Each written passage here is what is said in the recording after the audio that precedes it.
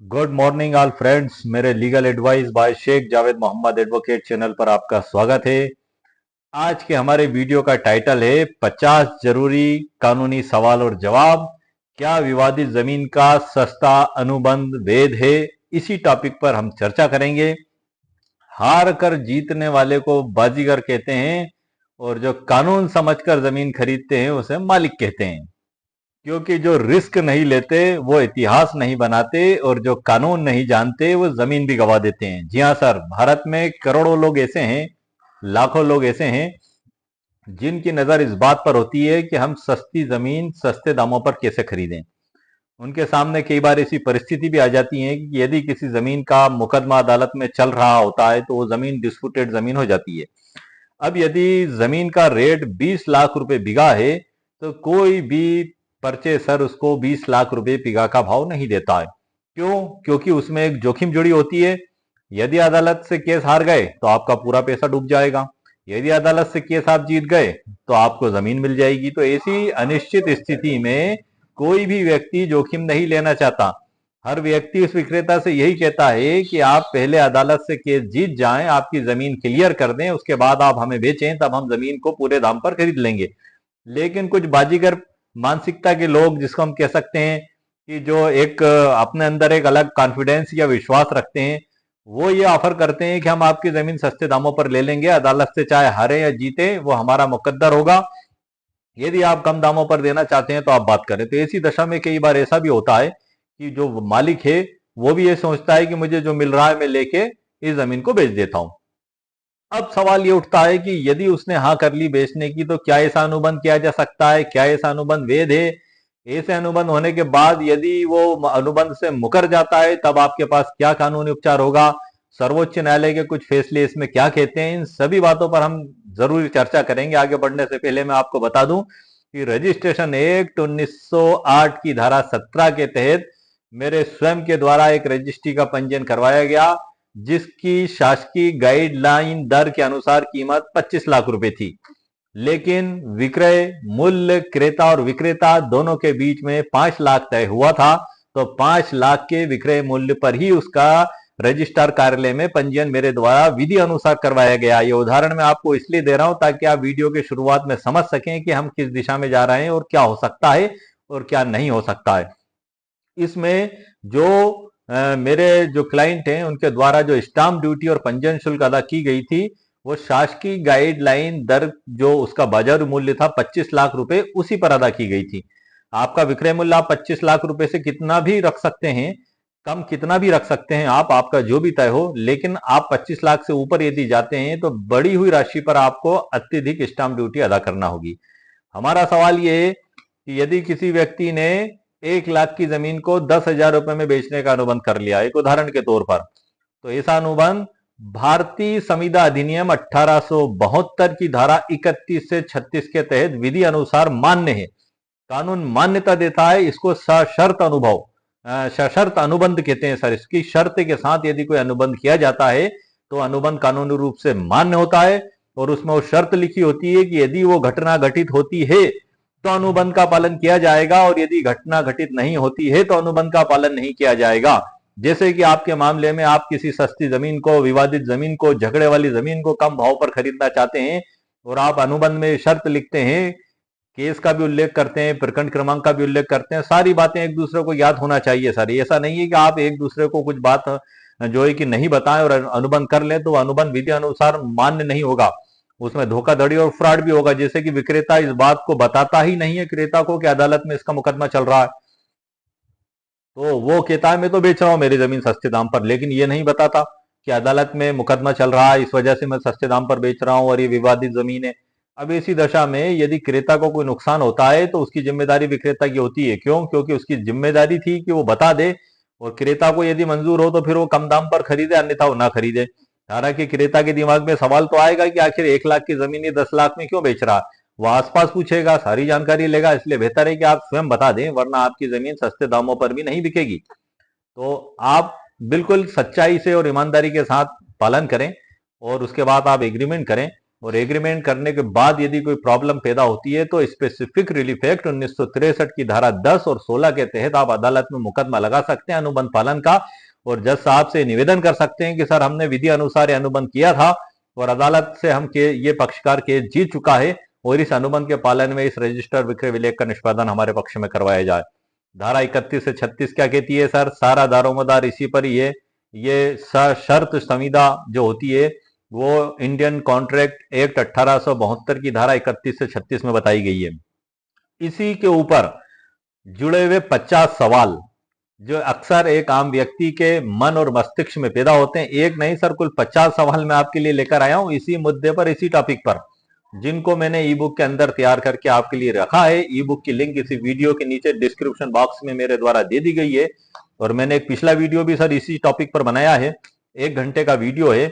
उसमें समय ज्यादा होने की वजह से इन 50 सवाल और जवाब को मैं शामिल नहीं कर पाया था, इसलिए मैं अलग से वीडियो बना रहा हूं ताकि आपके मन में इस मुद्दे को लेकर पैदा होने वाले तमाम सवालों के जवाब आपको मिल सके और आप मुतमईन हो लें कि आप सही दिशा में आप जा रहे हैं कि ये सशर्त अनुबंध किस दशा में, किस कंडीशन में, किस प्रकार से होगा और इसमें क्या क्या मामलात हो सकते हैं, वो सभी चीजों को इन 50 सवालों के अंदर मैं आपके लिए लेकर आया हूं। तो आइए सर अब हम बिना देरी किए उन 50 सवालों की ओर बढ़ते हैं। जो सस्ती जमीन खरीदने का शौक रखते हैं, जो सस्ती जमीन खरीदने का शौक रखते हैं, तो आप पहला कानून भी जान लें सर।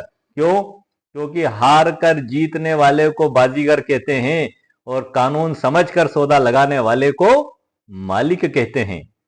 और जो रिस्क नहीं लेते वो इतिहास नहीं रचते, और जो कानून नहीं जानते, जो कानून नहीं समझते, वो जमीन गवा देते हैं। ये एक समझने वाली बात है और सोचने वाली बात है। आपकी किस्मत का सितारा चमक भी सकता है या आपका चढ़ता सूरज ढल भी सकता है।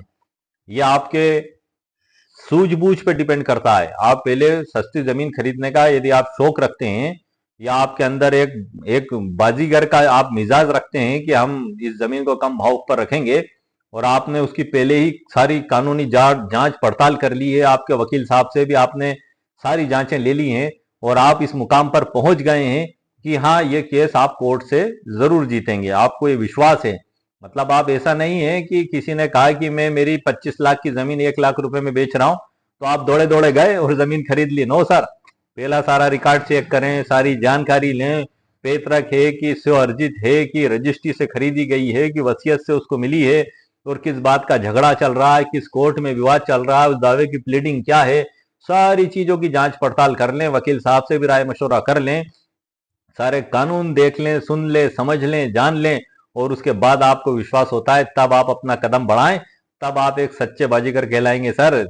आप अगर इन चीजों का ध्यान नहीं रखेंगे तो वो मूर्खतापूर्ण कदम होगा सर आपका, जिसको हम कहते हैं कि हमने आओ देखा ना ताओ और लगा दी छलांग, और नीचे पानी नहीं था, थे पत्थर, हमें कम से कम झांक तो लेना था दीवार के नीचे कि हम छलांग लगा रहे हैं तो पत्थर है कि नदी का पानी है। अगर पानी है तो आप छलांग लगाएं, कम से कम आपको चोट तो नहीं लगेगी, और तैरना भी आपको याद होना चाहिए ताकि आप किनारे पर पहुंच जाएं। वरना आपको तैरना भी नहीं याद है और पानी भले ही वहां पे मौजूद है तो चोट तो नहीं लगेगी, लेकिन डूब के आपकी मृत्यु जरूर हो जाएगी सर। इसी प्रकार से आपको देखना होगा कि नीचे पथरीली जमीन तो नहीं है कूदने से पहले, ताकि ये सारी सावधानियां है सर। एक उदाहरण के तौर पे मैं आपको बता रहा हूं, क्योंकि ये बड़े जोखिम भरे और बड़े रिस्की काम होते हैं और इसमें अक्सर कई बार पूंजी डूब भी जाती है। लेकिन यदि आपने पूरी सतर्कता और होशियारी से आपने काम लिया, समझदारी से काम लिया, तो आपकी पूंजी डूबने की बजाय कई गुना बढ़ भी सकती है। इसलिए मैंने सर आज के वीडियो में बाजीगर शब्द इस्तेमाल किया है, और ये टॉपिक ही कुछ इस तरीके का है तो मुझे इस तरीके की ये पंक्ति या शायरी आप कहने इसमें इस्तेमाल करने की आवश्यकता महसूस हुई, इसलिए मेरे द्वारा इस्तेमाल की गई है। तो आइए सर अब हम बिना देरी करे उन 50 सवालों पर चलते हैं, और उससे पहले धारा 31, 32, 33, 34, 35, 36 इनको शॉर्ट में मैं आपको समझा भी दूंगा। Let's go sir. देख रहे हैं कंप्यूटर स्क्रीन पर ई बुक टाइटल 50 जरूरी सवाल जवाब, क्या विवादित जमीन का सस्ता अनुबंध वैध है, जानिए सुप्रीम कोर्ट का साफ फैसला। और नीचे लिखा हुआ है, क्योंकि जो रिस्क नहीं लेते वो इतिहास नहीं बनाते, और जो कानून नहीं जानते वो जमीन भी गवा देते हैं। हार कर जीतने वाले को बाजीगर कहते हैं और कानून समझकर सौदा करने वाले को मालिक कहते हैं। ये बड़ी महत्वपूर्ण लाइन है सर। ये मैंने इसको इसलिए लिखा है क्योंकि इसके अंदर का आप सार समझ लें आप इसके पूरे तत्व को समझ लें, उसके बाद ही आप आगे बढ़ें। आप ये जान लें कि जिस जगह आप पैर रख रहे हैं वो ठोस जमीन है कि दलदली जगह है। आप चेक कर लें डंडे से पहले, पत्थर फेंक के देख लें आप, ऐसा नहीं कि धड़ाम से कूद जाए और दलदल दलदल में आप फंस जाएं। तो आइए सर, ये 50 सवालों के जवाब मैंने इसलिए तैयार किए हैं ताकि आप दलदल में फंसने से बच सकें, मुसीबत में फंसने से बच सकें, और कानून क्या कहता है आप इसको पूरी तरीके से जान और समझ सकें। तो आइए सर, हम आगे बढ़ते हैं। आप देख रहे हैं इसमें ये हमारी विषय सूची है ई बुक की, ये डिस्क्लेमर है, इसकी लिंक सर मैंने वीडियो के नीचे ही दे दी है। यदि पूरी आप ई बुक से पहले परिचित हो लें, यदि आपको लगता है आपके लिए उपयोगी है तो आप इसको वहां जाके परचेज भी कर सकते हैं। 199 रुपीज मात्र कीमत मेरे द्वारा इसकी रखी गई है, 199 रुपए। वकीलों की फीसें तो सर लाखों और करोड़ों में होती हैं। जैसा कि भारत के जो वरिष्ठ वकील हैं उनकी 25 लाख रुपए प्रति हियरिंग लेते हैं, कोई 5 लाख रुपए प्रति हियरिंग लेते हैं, अलग अलग उनकी फीसें होती हैं। लेकिन मैंने आप सब लोगों के लिए बड़ा ही सस्ता सरल रास्ता निकाला है मेरी प्रॉब्लम सॉल्यूशन ई बुक के जरिए, कि आपकी प्रॉब्लम का सॉल्यूशन मात्र 199 रुपए में हो जाए। हर घर तक न्याय पहुंचे, हर घर तक कानून की जागरूकता पहुंचे, हर घर में इंसाफ हो, हर घर में उजाला हो, और हर घर में कानून के तहत कार्यवाही हो। इसीलिए ये आपके लिए मैंने सुविधा चालू की है पीडीएफ के रूप में, ताकि आप इसको प्राप्त करके आपके मोबाइल की ईमेल पे जो होती है उस पर मैसेज के जरिए प्राप्त हो जाती है, वह डाउनलोड करके आप इसको पढ़ भी सकते हैं। कंप्यूटर पे, स्मार्टफोन पे भी आप इसे पढ़ सकते हैं। यदि आपको आवश्यकता महसूस हो तो आप इसकी प्रिंट आउट भी निकाल सकते हैं। लेकिन ध्यान रखें, ये आपके व्यक्तिगत उपयोग के लिए है।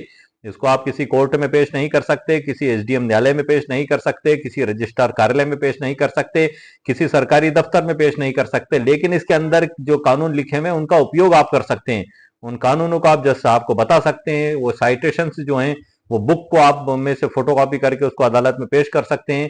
ये आपको एक गाइडलाइन है सर, ई बुक है, प्रॉब्लम सॉल्यूशन ई बुक जो है ये विभिन्न कानूनों का संग्रह है। जैसे मैंने मेरे इसी बुक में रजिस्ट्रेशन एक्ट 1908 की धारा 17 का भी उल्लेख किया है, इंडियन कॉन्ट्रैक्ट एक्ट 1872 की धारा 31 से 36 का भी उल्लेख किया है, स्पेसिफिक रिलीफ एक्ट 1963 की धारा और धारा 10 और 16 का भी उल्लेख किया है, सुप्रीम कोर्ट के न्याय दृष्टांतों का भी उल्लेख किया है, सरल उदाहरण भी बनाए। तो ये सब कुछ आपको एक ही जगह मिलना असंभव है, इट्स नॉट पॉसिबल सर। लेकिन मैं विभिन्न कानूनों का अध्ययन करके आपकी प्रॉब्लम को सॉल्व करने के लिए एक ही जगह इनको मेरी ई बुक में ले आता हूं, ताकि ये सभी चीजें आपको एक साथ प्राप्त हो सकें।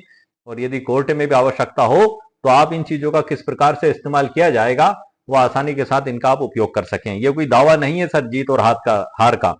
सारी कोशिशें करने के बाद भी फैसला कोर्ट के ऊपर निर्भर करेगा। जज साहब गुण दोषों को, एविडेंस को और आपके डॉक्यूमेंट्स को देखने के बाद ही फैसला करेंगे। आप केस हार भी सकते हैं, आप केस जीत भी सकते हैं, लेकिन हमारा प्रयास है सर्वोत्तम न्याय माननीय न्यायाधीश महोदय के समक्ष ले जाकर रखना, कानून रखना, फैक्ट रखना।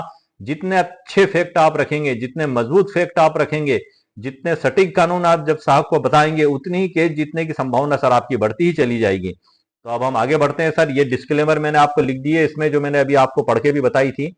और उसी के बाद ये प्रस्तावना है सर, और प्रस्तावना के बाद सीधे हम आते हैं परिशिष्ट में संबंधित कानून की धाराएं हिंदी और अंग्रेजी में। भारतीय संविदा अधिनियम 1872 धारा 31 सेक्शन 31 सशर्त संविदा कॉन्टीजेंट कॉन्ट्रैक्ट। सशर्त संविदा वह संविदा है जिसकी प्रवृत्ति इस पर निर्भर करती है कि किसी अनिश्चित भावी घटना का होना या न होना, जैसे कि अदालत से केस हारना या केस जीतना। हार भी सकते हैं, जीत भी सकते हैं। जीत गए तो आप बारे न्यारे हो गए, आपकी बल्ले बल्ले हो गई। केस हार गए तो आपकी पूंजी गई, आपकी पूंजी डूब गई। फिर आपको आगे लड़ना पड़ेगा। हाँ, ये भी बता दूं, ये अंत नहीं है, ये शुरुआत है। यदि आप इतना ही हौसला रखते हैं तो ट्रायल कोर्ट के बाद आप फिर अपीलेट कोर्ट में जाएं, एडीजे कोर्ट में, वहां से आप हाई कोर्ट में जाएं, वहां से आप भारत के सर्वोच्च न्यायालय में जाएं। कई बार ऐसा देखा गया है कि नीचे की कोर्ट के फैसले सर्वोच्च न्यायालय के द्वारा बदल दिए गए हैं, हाई कोर्ट के फैसलों को भी निरस्त करके सर्वोच्च न्यायालय के द्वारा बदल दिया गया है। तो हो सकता है कि आपकी किस्मत का सितारा यदि चमकने वाला है तो आप सर्वोच्च न्यायालय तक जाते जाते केस जीत जाए, या आप नीचे से ही जीतते चले जाए ऊपर तक आप। ये केस के मामले की कंडीशन, परिस्थिति के ऊपर डिपेंड करता है, क्योंकि ये जोखिम भरे काम होते हैं और रिस्की काम होते हैं। इसको एक तरीके से आप देख लें, समझ लें। ये तो मैंने एक शब्द इस्तेमाल कर लिया है इसमें, हालांकि ये कानूनी रूप से वैध है। एक बाजीगर शब्द मैंने एक शायरी के रूप में इस्तेमाल करा है, उसका ताल्लुक इस कानून से नहीं है, क्योंकि ये एक मिजाज और एक प्रवृत्ति होती है, हर आदमी के अंदर ये नहीं होती है। इसको हम साहसिक प्रवृत्ति भी मान सकते हैं, लेकिन सोच समझकर की जाए तब, वरना ये बेवकूफी भरा कदम भी हो सकता है। तो इसलिए मैंने इस प्रकार की शायरी का शुरू में इस्तेमाल किया है, वरना ये कानून ने इस प्रकार के सशर्त अनुबंध को वैधानिक मान्यता दी है और एग्रीमेंट जो उसका वैध माना जाएगा। इंडियन कॉन्ट्रैक्ट एक्ट 1872 की धारा 31 से 36 में ये सारे प्रावधान इसी बात पर बताए गए हैं, सशर्त अनुबंध के ऊपर ही। तो हम आगे बढ़ते हैं सर, इसको इंग्लिश भी पढ़ देता हूं मैं। A contingent contract is a contract to do और not to do something if some event collateral to such contract does or does not happen. ये इसका इंग्लिश हो गया। धारा 32 देख लेते हैं, शॉर्ट में बता रहा हूं सर मैं। शर्त पूरी होने पर प्रवर्तन, enforcement of contract contingent on an event happening. ऐसी शर्त संविदा जिनका प्रवर्तन किसी अनिश्चित भविष्य की घटना के घटित होने पर निर्भर करता है, ऐसी घटना के घटने पर प्रवर्तनी होगी, वरना नहीं होगी। आप केस हार गए तो अनुबंध पालन का कोई सवाल ही नहीं। वो व्यक्ति केस यदि जीत जाता है और यदि बेईमानी करता है तब आपको कोर्ट की दहलीज पर आना होगा, जज साहब के समक्ष दावा लगाना होगा, वरना कोई बात नहीं, वो आपको रजिस्ट्री करवा देगा, आप उस पर कब्जा ले लें, ऊंचे दामों पर बेचकर आप मुनाफा भी कमा सकते हैं। आइए सर इंग्लिश में पढ़ देता हूं इसको मैं। कॉन्टिजेंट कॉन्ट्रैक्ट्स टू डू और not to do anything if an uncertain future event happens can not be enforced by law unless and until that event has happened. धारा 33 को देख लेते हैं सर हम। घटना ना घटने पर प्रवर्तन, enforcement of contract contingent on an event not happening। ऐसी संविधाएं जो किसी घटना के ना घटने पर आधारित हों वे तभी प्रवर्तनीय होंगी जब वह निश्चित हो जाए कि वह घटना नहीं घटेगी। इंग्लिश में sir, contingent contract to do or not to do anything if an uncertain future event does not happen can be enforced when the happening of the event becomes impossible। ये इसका इंग्लिश ट्रांसलेशन हो गया। धारा 34 घटना का तरीका, when event to be deemed impossible if it is the future conduct of a living person।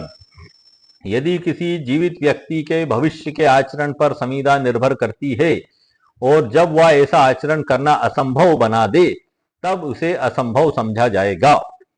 If the future event of which a contract is a contingent is the way in which a person will act at an unspecified time, the event shall be considered impossible when the such person does something which renders it impossible that he should so act within any defined time।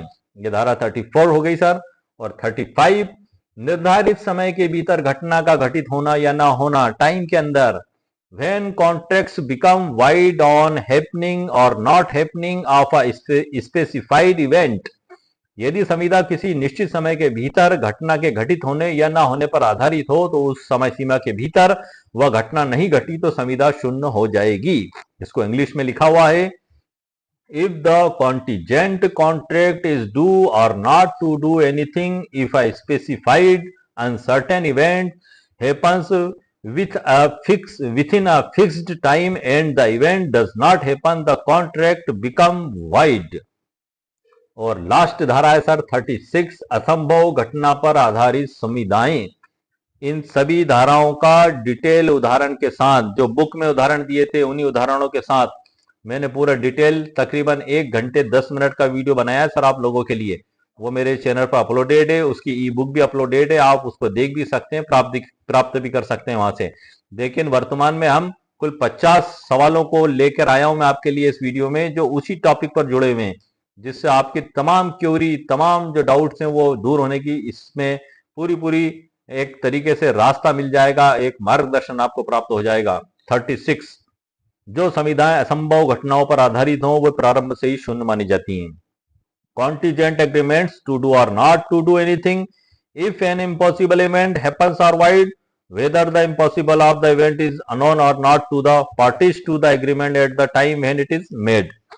ये जो धारा 36 है इसको मैं आपको एक बार इस book के अंदर से भी बता देता हूं, थोड़ा सा लास्ट में इसका उदाहरण बता देता हूं सर आपको, खाली ताकि आपको समझने में आसानी हो जाएगी। का करार करता है कि यदि दो सरल रेखाएं किसी स्थान को घेर लें तो वह खा को 1,000 रुपए देगा। करार शून्य। दो रेखाएं सर, एक रेखा ये हो गई, एक रेखा ये हो गई। अब इनको आप बिल्कुल समानांतर आप पूरी उम्र भर भी लेकर जाएंगे तो ये कभी नहीं मिलेंगी यूं। क्यों? क्योंकि सीधी रेखा है। तो ये करार हो गया असंभव, इम्पॉसिबल। आप समझ सकते हैं सर। तो ये प्रारंभ से ही शून्य है। दूसरा ले लेते हैं हम उदाहरण। ये बुक्का का करार करता है कि यदि का की पुत्री गा से खा विवाह कर ले तो वह खा को 1,000 रुपए देगा। करार के समय गा मर चुकी थी। करार शून्य है। और वो व्यक्ति जीवित नहीं बचा तो अब करार कहां से होगा? का करार करता है कि यदि का की पुत्री गा से खा विवाह कर ले तो वह खा को 1,000 रुपए देगा। मतलब का जो है अनुबंध करता है, खा अनुबंध गृहीता है और गा का की पुत्री है। का अनुबंध करता, खा अनुबंध गृहीता से कहता है कि यदि आपने का की बेटी से शादी कर ली तो वो आपको 1,000 रुपए देगा। शादी होने से पहला ही का की पुत्री मर चुकी होती है। अब जब वो मरी गई तो अब विवाह कैसे होगा सर? किसी आत्मा से या मतलब किसी रूह से या किसी आत्मा से तो एक मानव जीवन का कोई विवाह होने का प्रश्न ही उत्पन्न नहीं होता है। जो मानव नेचर और स्वभाव है वो फिजिकली शरीर और जीवित शरीर के साथ ही होता है। अब वो मरी गई तो ये तो इम्पॉसिबल ही हो गया सर। तो ये मैंने आपको बताया था कि इम्पॉसिबल करार शुरू से शून्य होते हैं। हम आगे इन 50 सवालों के प्रश्नों और उत्तर पढ़ना चालू करता हूं। आप ध्यान से सुनिएगा। इसमें बड़ी महत्वपूर्ण कानूनी जानकारियां बड़े छोटे से रूप में आपको प्राप्त होंगी। जो सवाल अक्सर आपके मस्तिष्क के अंदर पैदा होता है उन्हीं को ध्यान में रखते हुए ये 50 सवाल मैंने आपके लिए तैयार किए। प्रश्न नंबर 1, क्या विवादित भूमि पर सशर्त अनुबंध किया जा सकता है? उत्तर, हाँ किया जा सकता है। भारतीय संविधान अधिनियम 1872 की धारा 31 से 36 के अंतर्गत सशर्त अनुबंध कॉन्टिजेंट कॉन्ट्रैक्ट वैध होते हैं। प्रश्न नंबर 2, यदि विक्रेता अनुबंध से मुकर जाए तो खरीदार क्या कर सकता है? उत्तर, खरीदार विशिष्ट प्रतिपादन स्पेसिफिक परफॉर्मेंस एक्ट 1963 का दावा धारा 10 और 16 के अंतर्गत अदालत में कर सकता है। और इसमें विद्यांत धनम विरुद्ध वेरान 1997 का ये कुछ मामला भी है सर के इसका, जो मैंने ई बुक के अंदर ही ऊपर प्रिंट किया हुआ है। प्रश्न नंबर 3, क्या सिर्फ कम दाम पर की गई बिक्री अनुबंध को अवैध बना देगी? उत्तर, नहीं। सुप्रीम कोर्ट के अनुसार यदि दोनों पक्ष स्वतंत्र रूप से पारदर्शिता के साथ सौदा करते हैं तो कम दाम पर भी अनुबंध वैध होता है। सत्यव्रता घोष बनाम मुंगीराम बंगर यार 1954 SC 44। ये सुप्रीम कोर्ट की साइटेशन पे सर आप ध्यान भी ना दें, मेरा तो ये कहना है। आप तो बेसिक लॉ को देख के चलें। आप तो जो बेसिक लॉ मैंने आपको बताया है धारा 31 से लेके धारा 36 तक क्लियर बताया उसमें कि सशर्त अनुबंध वैध होते हैं यदि पूरी पारदर्शिता के साथ किए जाएं, उसकी ड्राफ्टिंग सही तरीके से की जाए। ड्राफ्टिंग भी मैं आपको एक बार और बता दूंगा अंत में। इन सब चीजों का अगर आपने ध्यान रखा तो वैलिड होगा। साइटेशन सर कोई इतनी महत्वपूर्ण नहीं है। प्रश्न नंबर 4, क्या ऐसी शर्त डाल सकते हैं कि यदि केस जीत गए तभी बिक्री होगी? उत्तर, हाँ। एक सशर्त अनुबंध है जो भारतीय कानून के अंतर्गत मान्य है। इसे कॉन्टिजेंट कॉन्ट्रैक्ट कहा जाता है। प्रश्न नंबर 5, क्या क्रेता को केस और विवाद की जानकारी होना चाहिए? उत्तर, हाँ, बिल्कुल होना चाहिए। यदि क्रेता को विवाद की जानकारी पहले से थी और उसने स्वेच्छा से अनुबंध किया तो वह वैध माना जाएगा। नरेंद्रजीत सिंह बनाम नॉर्थ स्टार 2012 केस में इसके बारे में कुछ प्रकाश डाला गया। 50 30 पन्नों के जजमेंट होते हैं सर। तो लेकिन कहीं ना कहीं आप पढ़ेंगे तो उसमें चीज मिल सकती है। लेकिन बेसिक लॉ में ही लिखा हुआ है तो नो टेंशन सर, कोई आपको चिंता करने की जरूरत नहीं है। आपको तो दावा अदालत में लेके जाना है तो बेसिक लॉ पर ही आप जाएंगे। यदि सवाल उठता भी है, वैसे तो सभी जज साहब को इस बात की जानकारी होती है जो मैंने आपको बताई है पढ़ के। ये भारतीय संविधान अधिनियम 1872 है ये, और इसका अध्याय 3 में दिया हुआ है समाश्रित संविदाओं के विषय में, धारा 31 से लेकर धारा 36 में। यदि ऐसी बात आपके सामने आ भी जाती है, आप यदि एक एडवोकेट भी हैं या आप एक आम व्यक्ति भी हैं, आप अनुबंध करने का सोच भी रहे हैं तो भी आपके लिए लाभकारी है। यदि वकील साहब भी हैं तो भी आपके लिए लाभकारी है। हम आगे बढ़ते हैं। प्रश्न नंबर 6, यदि विक्रेता कोर्ट केस हार जाए तो क्या अनुबंध स्वतः रद्द माना जाएगा? उत्तर, हाँ। यदि अनुबंध सशर्त था और शर्त पूरी नहीं हुई, जैसे कोर्ट केस जीतना, तो अनुबंध निष्प्रभावी हो जाएगा। प्रश्न नंबर 7, क्या सशर्त अनुबंध को रजिस्टर्ड करवाना जरूरी है? उत्तर, यदि यह विक्रय अनुबंध है और जमीन से संबंधित है तो इसे पंजीकृत कराना बेहतर है, लेकिन सशर्त एमओयू या नोटरी अनुबंध भी वैध हो सकता है। हालांकि कोर्ट में इसे चुनौती दी जा सकती है। प्रश्न नंबर 8, ये सर जो एग्रीमेंट होते हैं आप नोटरीवाइज भी आप करवा सकते हैं उसमें उचित स्टाम्प शुल्क पे, और आपको वो नोटराइज एग्रीमेंट भी कोर्ट में मान्य होता है, क्योंकि इससे आप कोई विक्रय करने का अधिकार नहीं दे रहे हैं किसी को इस एग्रीमेंट से। जैसे कि पावर ऑफ अटॉर्नी में होता है उसका पंजीकरण आवश्यक होता है, हिबानामे का उसका भी आवश्यक होता है, विक्रय विलेख का उसका भी आवश्यक होता है, वसीयत का ये जरूरी नहीं है कि आपको आवश्यक ही है, आपकी इच्छा पे चाहे तो करवाएं चाहे तो ना करवाएं। ये रजिस्ट्रेशन एक्ट 1908 की धारा 17 में बताया गया है। प्रश्न नंबर 8, स्पेसिफिक परफॉर्मेंस सूट दायर करने की समय सीमा क्या है? उत्तर, यह अनुबंध उल्लंघन की तारीख से 3 वर्षों के भीतर 3 वर्षों के भीतर सिविल प्रक्रिया संहिता और सीपीसी और लिमिटेशन एक्ट के अनुसार दायर किया जा सकता है। प्रश्न नंबर 9, क्या नोटरी अनुबंध भी अदालत में मान्य होता है? ये सर इस पे एक मैंने स्पेशल वीडियो बनाया था, सबसे पहला वीडियो है वो मेरा, जो मैंने जब वीडियो बनाने की शुरुआत की थी, क्या नोटरी अदालत में मान्य है, उसमें मैंने पूरी डिटेल में जानकारियां दी है। मेरा लगभग पहले ही वीडियो आप मान के चले उसे मेरे चैनल पर भी अपलोड है। उत्तर इसका हाँ, यदि वो स्वतंत्र रूप से किया गया है और उस पर दोनों पक्षों के हस्ताक्षर, गवाह और नोटरी की मुहर हो, सील मतलब, तो वह अदालत में वैध साक्ष्य के रूप में मान्य होता है। प्रश्न नंबर 10, क्या अग्रिम राशि रिफंड होती है, टोकन मनी जो एग्रीमेंट के टाइम आप करेंगे जोखिम उठाकर? उत्तर, यदि अनुबंध में लिखा गया है कि केस हारने की स्थिति में अग्रिम राशि वापस नहीं होगी तो यह वैध शर्त है और कोर्ट में लागू की जा सकती है। प्रश्न नंबर 11, अगर विक्रेता कब्जा मिलने के बाद जमीन किसी और को बेच दे तो क्या करें? उत्तर, यदि विक्रेता ने अनुबंध के बावजूद जमीन किसी अन्य को बेच दी तो पहले खरीदार अदालत में स्पेसिफिक परफॉर्मेंस का सूट दायर कर सकता है। कई बार ऐसा भी होता है कि विक्रेता जमीन का केस लड़ के तंग आ चुका होता है, घबरा चुका होता है, तो उस समय उसकी मानसिक स्थिति ये होती है कि अब मैं भी अपनी जान छुड़ाता हूं और जमीन बेच देता हूं कम दामों पर। अब पता लग रहा है कि 1 करोड़ रुपए बीघा की जमीन है उसकी, मालूम पड़ रहा है कि 10 बीघा जमीन है 10 करोड़ रुपए की है। अब उसने 1 करोड़ रुपए बीघा की जमीन 1 लाख रुपए बीघा में बेच दी। उस समय उसकी मनोदशा ये थी कि मैं तो केस हारूंगा और जमीन मेरे पास आना मुश्किल है और इसमें तो मेरी पूरी उम्र ही बीत जाएगी और मेरे बच्चे केस लड़ेंगे, इससे अच्छा है मैं तो अभी इसका हिसाब किताब कर देता हूं मेरे जीवित रहते। उसने बेच दी, एग्रीमेंट आपसे कर लिया। अब अदालत से बाजी पलट गई, उसकी जो मानसिकता थी उसके ठीक विपरीत अदालत का फैसला हो गया।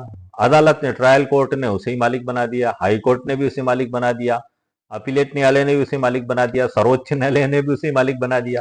पता लग रहा है कि 2 4 5 साल में सब कुछ फटाफट हुआ। 8 साल मान लें आप, 10 साल मान लें, हालांकि न्यायालय में समय सीमा निर्धारित नहीं है सर कितना समय लगता है, लेकिन मैं एक सामान्य रूप से बता रहा हूँ।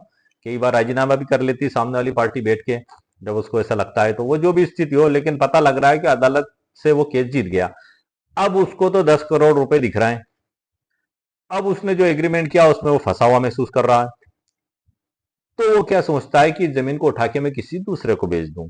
तो ऐसी स्थिति में वो अनुबंध के आधार पर क्रेता अदालत में दावा कर सकता है कि सर ये इंडियन कॉन्ट्रैक्ट एक्ट 1872 की धारा 31 से 36 में जो कानूनी प्रावधान दिए गए हैं कॉन्टीजेंट एग्रीमेंट के सशर्त अनुबंध के, उन्हीं नियमों के तहत मैंने इससे अनुबंध किया था, राजी खुशी से किया था, नोटराइज करवाया गया था, और अब ये बेईमानी कर रहा है और इसमें जो लिखी हुई शर्त के अनुसार मुझे जमीन की रजिस्ट्री नहीं करवा रहा है। तो माननीय न्यायालय से निवेदन है कि इसे आदेशित करें कि जमीन के रजिस्टर्ड विक्रय विलेख मेरे हक में निष्पादित कराए, ये आपको कानूनी उपचार प्राप्त होगा। आगे बढ़ते हैं हम सर। प्रश्न नंबर 12, क्या बिना स्टाम्प पेपर के लिखित अनुबंध मान्य होता है? उत्तर, हाँ, अनुबंध मौखिक या सादे कागज पर भी हो सकता है, लेकिन उसकी वैधता व विश्वसनीयता पर कोर्ट में सवाल उठ सकता है। स्टाम्प ड्यूटी न चुकाने पर दस्तावेज को कोर्ट में सबूत के रूप में मानने से पहले स्टाम्प शुल्क जमा कराना पड़ सकता है। कहने का मतलब ये हुआ सर कि वैसे तो फर्स्ट जो प्राथमिकता है वो यही है कि आप जब भी एग्रीमेंट करें तो उचित स्टाम्प पर ही करें, नोटरी वकील साहब से नोटराइज कराएं, नोटरी वकील साहब की नोटराइज टिकट उस पर अलग से लगेगी। अभी कुछ जगह पर जो कलेक्टर साहब हैं उनके द्वारा नोटरी वकीलों को भी नोटिस दिए गए थे, सब जगह नहीं है, तो वहां ये निर्देशित किया गया था कि आप कम स्टाम्प शुल्क की नोटरी नहीं करें। हालांकि जो भारतीय स्टाम्प अधिनियम 1899 है, उसमें जो धारा 33, 34, 35, 36, 37, 38, 39 ऐसे आगे तक जो धारा है, इसमें ये बताया गया है कि इसकी जांच करने के लिए जो गवर्नमेंट की ओर से जिन अधिकारियों को नियुक्त किया गया है, उसमें कलेक्टर महोदय, एसडीएम महोदय या न्यायालय जहां बयान हो रहे हैं और विपक्षी अधिवक्ता आपत्ति लेते हैं कि उचित रूप से स्टाम्पित नहीं है, तो वो भी टीप लगा के उस मामले को रोक सकते हैं। तो ये अधिकार उनको दिए गए हैं सर, नोटरी वकील को अधिकार नहीं दिए गए। नोटरी वकील का तो काम ये है कि भाई डॉक्यूमेंट्स आया, उसने अटेस्ट किया कि लो भाई ले जाओ आप, लेकिन कानून में कहीं ऐसा नहीं लिखा है कि नोटरी वकील जांच करेगा, ना नोटरी वकील को इस काम के लिए अथोराइज्ड किया गया है। ये बिल्कुल स्पष्ट प्रावधान आप उठा के देख लें आप, भारतीय स्टाम्प अधिनियम 1899, और इस पर मैंने डिटेल वीडियो भी बनाया जो मेरे चैनल पर उपलब्ध है। लेकिन ये एक, जिसको आप कह लें कि एक सतर्कता, एक जागरूकता है, आप सामने वालों को बता दें कि भाई आप उचित रूप से स्टाम्प पे आप लेके आए तो आप भविष्य में आपका भी नुकसान नहीं होगा। सादे कागज पर भी आप लिखा पढ़ी कर सकते हैं, लेकिन अदालत में जब आप दावा लेके जाएंगे तो सबसे पहला प्रश्न यही पैदा होगा कि ये तो पूरे स्टाम्प पर लिखी नहीं गई। जज साहब उसको रोक देंगे, एविडेंस में स्वीकार भी नहीं करेंगे।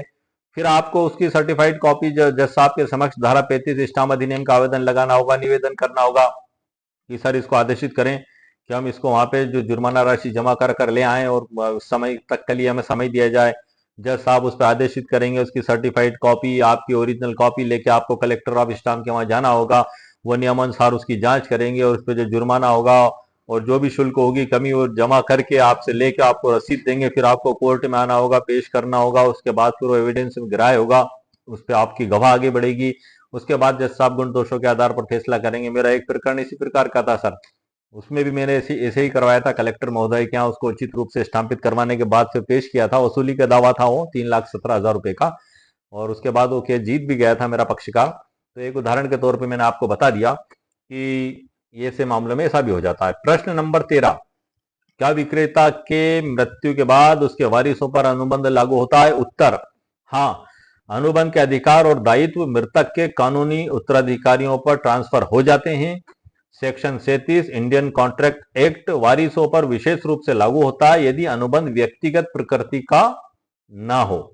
मतलब अनुबंध की जो भाषा शैली है उसमें अगर आप ये शर्त स्पष्ट डाल देते हैं कि इस अनुबंध का पालन मेरे और मेरे वारिसान पर भी बंधनकारी होगा, और अगर आप चाहें तो वारिसान की सहमति के दस्तखत भी आप ले सकते हैं, सबसे बेस्ट काम और होगा। उन वारिसान के नाम भी लिख दें और उसमें लिख दें एक लाइन अलग से एग्रीमेंट में कि मेरे जो वारिसान, जैसे कि उनके 2 बेटे और 1 बेटियां हैं, उनका आधार कार्ड भी संलग्न कर दें, उनके पूरे नाम पते लिख दें, और वो उसमें एक सहमति की एक लाइन भी आप डाल दें कि हम ये जो अनुबंध करता है ये हमारे पिता हैं और हम 3 इनकी संतानें हैं, और ये अनुबंध जो कर रहे हैं जमीन को सस्ते दामों पर बेचने का, इसमें हमें कोई आपत्ति नहीं है, हम पूर्णतः सहमत हैं। तो ऐसी स्थिति में वो फिर व्यक्तिगत प्रवृत्ति का नहीं बचेगा और 2 गवाह आप अलग से उसमें करा लें, तो ये आपकी सहमति भी हो गई और आपके मामले को उलझने से बचने का प्राइमरी रूप से तरीका भी हो गया। इसमें अब हम आगे बढ़ते हैं। प्रश्न नंबर 14, क्या अनुबंध में हीला हवाला नहीं करेंगे जैसी शर्तें प्रभावी हैं? उत्तर, हाँ। यदि ऐसी शर्त अनुबंध का हिस्सा है और दोनों पक्षों ने इसे सहमति से स्वीकार किया है तो बाध्यकारी है, यह पार्टियों के इरादे को स्पष्ट करता है और न्यायालय उसकी रक्षा कर सकता है। प्रश्न नंबर 15, क्या विवादित संपत्ति पर विक्रय अनुबंध से क्रेता को कब्जा मिल सकता है? उत्तर, यदि अनुबंध निष्पादित है और कोर्ट से राहत मांगी जाती है तो स्पेसिफिक परफॉर्मेंस सूट में कब्जे की मांग भी की जा सकती है। हालांकि कोर्ट कब्जा देने से पहले मामले की वैधता पर विचार करेगा। ऐसा नहीं है कि आपने आवेदन दिया और न्यायालय ने आदेश किया, आपने मौके पे जाकर कब्जा कर लिया, मतलब हर काम चुटकी बजा के हो गया। नो सर, अदालत है, एक प्रक्रिया, एक प्रोसीजर है, उस हिसाब से होगा। आपके आवेदन का सामने वाला जवाब भी देगा, आप कहां तक सच्चे हैं, आप कहां तक झूठे हैं, वो जो जवाब देगा, वो जो डॉक्यूमेंट्स पेश करेगा, आप जो रिकॉर्ड पेश करेंगे, जो एविडेंस सामने आएगी, उसके बाद ही जज साहब डिसाइड करेंगे। कोर्ट जो है, न्यायालय दोनों पक्षों को एक नजर से देखता है। आप दावा लेकर आ गए तो वो ये नहीं मानता है कि आप सच्चे हैं, विपक्षी ने जवाब पेश कर दिया तो वो नहीं मानता है कि वो झूठा है, एक नजर से देखता है, फिर सारा देखने के बाद गुण दोषों के आधार पर फैसला करता है। इसलिए तो उसको न्यायालय कहते हैं सर। न्यायालय की आंख पर पट्टी बंधी होती है, एक हमने देखा है अधिकतर, तो वो उसका मतलब यही है कि जो पट्टी बंधी होती है और हाथ में होती है तराजू। न्यायालय की आंख पे आपने देखा होगा, वो जो मूर्ति रहती है वो उसके आंख पे पट्टी और हाथ में तराजू होती है, तो उसका मतलब यही है कि वो आंख बंद करके तोलेगी और किसी में भेदभाव नहीं किया जाएगा। मतलब आंख खुली होगी तो आदमी फिर भी सोच के देख लेता कि इसका ज्यादा है इसका कम है, तो वो बिल्कुल नहीं हो, तोल बिल्कुल सही होगा, न्याय सबको मिलेगा। हम आगे बढ़ते हैं सर। प्रश्न नंबर 16, सशर्त अनुबंध में टोकन अमाउंट कितना होना चाहिए? उत्तर, कोई न्यूनतम सीमा नहीं है, लेकिन व्यवहारिक रूप से टोकन राशि संपत्ति के मूल्य का 1% से 10% तक होती है। अनुबंध में स्पष्ट लिखा होना चाहिए कि यह राशि शर्त पूरी होने पर समायोजित होगी या नहीं। आपकी सारी शर्तें उसमें आपको खोल के लिखना होंगी सर।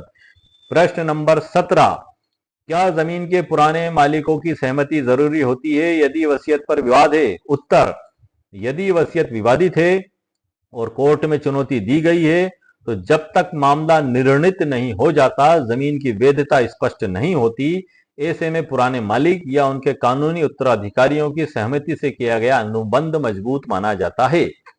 प्रश्न नंबर 18, यदि कोर्ट केस लंबा चले तो क्रेता को क्या नुकसान हो सकता है? उत्तर, यदि शर्त यह है कि केस जीतने के बाद बिक्री होगी और केस लंबा चलता है, तो क्रेता को वर्षों तक राशि फंसी होने का जोखिम होता है।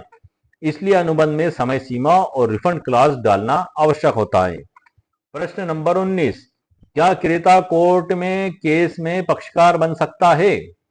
उत्तर, हाँ बिल्कुल सर।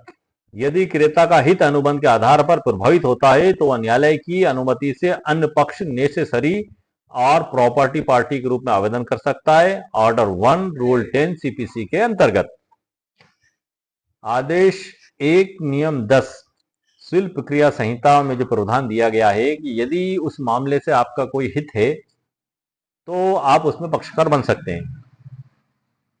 कई बार इस प्रकार के ऐसे भी मामले देखने में आए हैं कि अदालत में दावा विचाराधीन है, प्रॉपर्टी के जो मालिक है सभी प्रॉपर्टी उसके नाम से है, जैसे कि खेती की जमीन है तो खसरा बीवन नक्शा ऋण पुस्तिका पर उसका नाम दर्ज है, लेकिन कब्जा जमाए बैठा कोई दूसरा है, उस वो भी एक आधार लेकर आ रहा है कि मैं इस आधार पे मालिक हूं, और इधर भू राजस्व अभिलेखों में उसका नाम दर्ज है, अदालत में केस रनिंग में है, लेकिन स्टे किसी को नहीं दिया गया है। आप गौर से सुनिएगा सर, मेरी बात को ध्यान से सुनिएगा आप मेरी बात को, जिस पॉइंट को मैं आपको बताने वाला हूं उस पर आप बिल्कुल फोकस कीजिएगा। स्टे किसी को नहीं है। ऐसी दशा में कई बार ऐसा भी होता है कि जिसके नाम से जमीन रहती है वो रजिस्टर्ड विक्रय विलेख के जरिए जमीन किसी को बेच देता है। अब जैसे ही रजिस्टर्ड विक्रय विलेख के जरिए जमीन पे वो मालिक बना, वो नामांतरण का आवेदन दे देता है, उसके आधार पर उसका नामांतरण कर दिया जाता है। अब जब दावा लगाया था उस समय खसरा बीवन नक्शे में तो मालिक का नाम था, बीच में इनका नाम भी आ गया महोदय का, जो एक जोखिम उठाकर एक रिस्क उठाकर उन्नति करने की सोच रहे हैं, उन साहसी व्यक्ति का भी नाम आ गया। अब वो 110 का आवेदन दे सकते हैं कोर्ट में आदेश 1 नियम 10 के तहत कि सर ये जमीन मेरे द्वारा रजिस्टर्ड विक्रय विलेख के जरिए खरीद ली गई है, इसमें मेरा भी हित हो चुका है, तो आप मुझे भी पक्षकार बनाए, मुझे भी सुना। अब उसमें जो विक्रेता की जो बाकी की जमीन है वो तो उसके नाम है, पता लग रहा है कि 20 बीघा जमीन में से आपने 5 बीघा जमीन का सौदा किया, तो 15 बीघा में तो केस वही लड़ेंगे वादी बन के विक्रेता, 5 बीघा में आप भी शामिल हो सकते हैं उसमें। तो आदेश 110 की सुविधा इसमें दी गई है। आगे बढ़ते हैं सर हम। प्रश्न नंबर 20, क्या कोर्ट ऐसे अनुबंध को शोषणकारी कहकर खारिज कर सकता है? उत्तर, हाँ। यदि कोर्ट को लगे कि अनुबंध अत्यधिक एक तरफा या धोखाधड़ी पूर्ण है, तो स्पेसिफिक रिलीफ एक्ट की धारा 20 के तहत न्यायालय ऐसा अनुबंध निष्प्रभावी घोषित कर सकता है। इस बात को सर आप गौर से सुन लीजिएगा और समझ लीजिएगा। सशर्त अनुबंध करने की कानून में अनुमति दी गई है, लेकिन उसके लिए कानून भी बनाए गए हैं। उन कानूनों के दायरे में रहकर ही आपको अनुबंध का निष्पादन करना है। यदि आपने कानूनी दायरों से हट के एग्रीमेंट किया तो यह आपका सशर्त अनुबंध भी अदालत के द्वारा निरस्त किया जा सकता है, यदि आपने उसमें मनमानी पूर्ण, अनैतिक, अनुचित, विधि विरुद्ध शर्तें उसमें आपने डाल दी।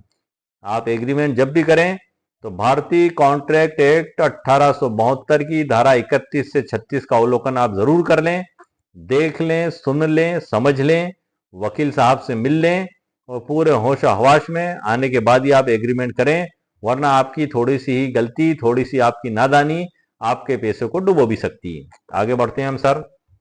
क्या क्रेता किसी को यह अधिकार ट्रांसफर कर सकता है? उत्तर हाँ।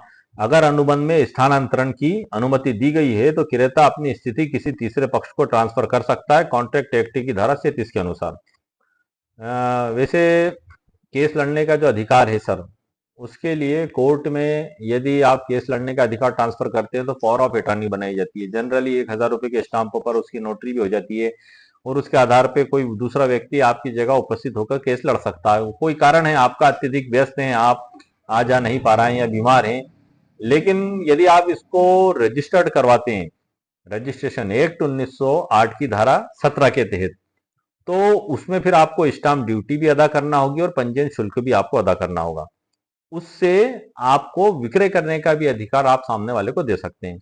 नोटराइज एग्रीमेंट से आप विक्रय करने का अधिकार नहीं दे सकते, वो सिर्फ अदालत में मुकदमा लड़ने के लिए या कुछ दूसरे जो कार्य हैं उनके लिए आप दे सकते हैं, लेकिन सेल के लिए आपको रजिस्टर्ड पावर ऑफ अटॉर्नी ही आपको कराना होगी। सिर्फ एग्रीमेंट से अधिकार प्राप्त नहीं होंगे, पावर ऑफ अटॉर्नी से इसमें प्राप्त हो सकते हैं। प्रश्न नंबर 22, क्या जमीन की कीमत कोर्ट केस के दौरान बदलने पर अनुबंध प्रभावित होता है? उत्तर नहीं।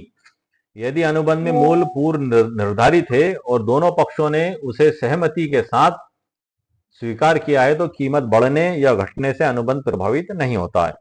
प्रश्न नंबर 23, क्या विवादित भूमि पर बैंक लोन लिया जा सकता है? उत्तर नहीं। जब तक भूमि पर स्वामित्व स्पष्ट ना हो और नामांतरण ना हो, बैंक ऐसी संपत्ति पर ऋण नहीं देते। केवल रजिस्टर्ड मालिक और क्लियर टाइटल पर ही लोन संभव है, क्योंकि बैंक लोन देगी तो उसका लोन भी डूबने की संभावना।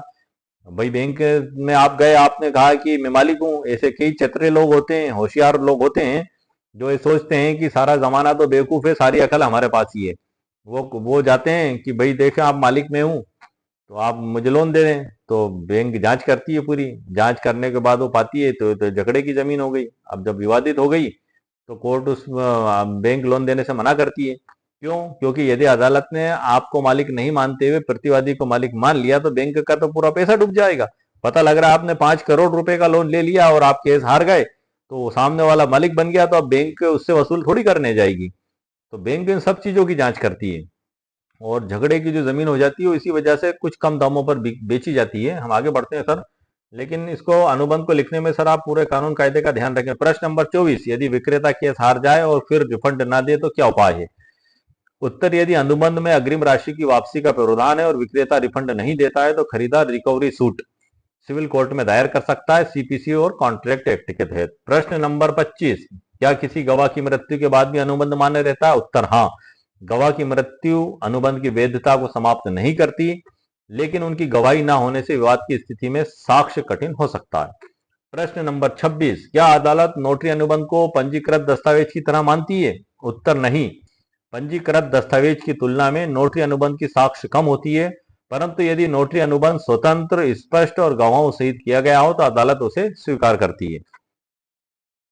प्रश्न नंबर 27, क्या विवादित भूमि पर अनुबंध के लिए स्टाम्प ड्यूटी देना जरूरी है? हालांकि जो नोटरी एक्ट 1952 की धारा 8 में जो नोटरी वकील को जो कार्य बताए गए हैं उन कार्यों को नोटरी वकील के द्वारा विधि अनुसार किया जाता है, तो वो चाहे पंजीकृत दस्तावेज हो या नोटरीकृत, उसके मूल्य को कहीं से कहीं तक कम नहीं आंका जा सकता। नोटरी एक्ट 1952 में सारे प्रावधान दिए गए हैं, आप उनके तहत उसको करते हैं। जैसे कि वसीयत है, वसीयत को 3 प्रकार से किया जा सकता है, होलोग्राफिक, नोटराइज और रजिस्टर्ड।